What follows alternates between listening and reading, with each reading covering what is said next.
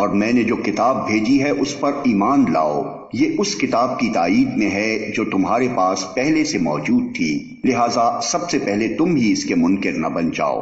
تھوڑی قیمت پر میری آیات کو نہ بیچ ڈالو اور میرے غضب سے بچو۔ باطل کا رنگ چڑھا کر حق کو مشتبہ نہ بناؤ اور نہ جانتے بوجھتے حق کو چھپانے کی کوشش کرو۔ نماز قائم کرو اور زکوٰۃ دو، اور جو لوگ میرے آگے جھک رہے ہیں ان کے ساتھ تم بھی جھک جاؤ۔ تم دوسروں کو تو نیکی کا راستہ اختیار کرنے کے لیے کہتے ہو مگر اپنے آپ کو بھول جاتے ہو، حالانکہ تم کتاب کی تلاوت کرتے ہو۔ کیا تم عقل سے بالکل ہی کام نہیں لیتے؟ صبر اور نماز سے مدد لو، بے شک نماز ایک سخت مشکل کام ہے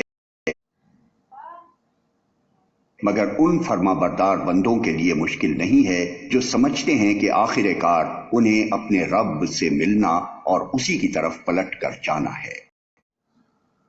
اے بنی اسرائیل، یاد کرو میری اس نعمت کو جس سے میں نے تمہیں نوازا تھا، اور اس بات کو کہ میں نے تمہیں دنیا کی ساری قوموں پر فضیلت عطا کی تھی۔ اور ڈرو اس دن سے جب کوئی کسی کے کام نہ آئے گا، نہ کسی کی طرف سے سفارش قبول ہوگی، نہ کسی کو فدیہ لے کر چھوڑا جائے گا، اور نہ مجرموں کو کہیں سے مدد مل سکے گی۔ یاد کرو وہ وقت جب ہم نے تم کو فرعونیوں کی غلامی سے نجات بخشی۔ انہوں نے تمہیں سخت عذاب میں مبتلا کر رکھا تھا، تمہارے لڑکوں کو ذبح کرتے تھے اور تمہاری لڑکیوں کو زندہ رہنے دیتے تھے، اور اس حالت میں تمہارے رب کی طرف سے تمہاری بڑی آزمائش تھی۔ یاد کرو وہ وقت جب ہم نے سمندر پھاڑ کر تمہارے لیے راستہ بنایا، پھر اس میں سے تمہیں بخیریت گزروا دیا، پھر وہیں تمہاری آنکھوں کے سامنے فرعونیوں کو غرقاب کیا،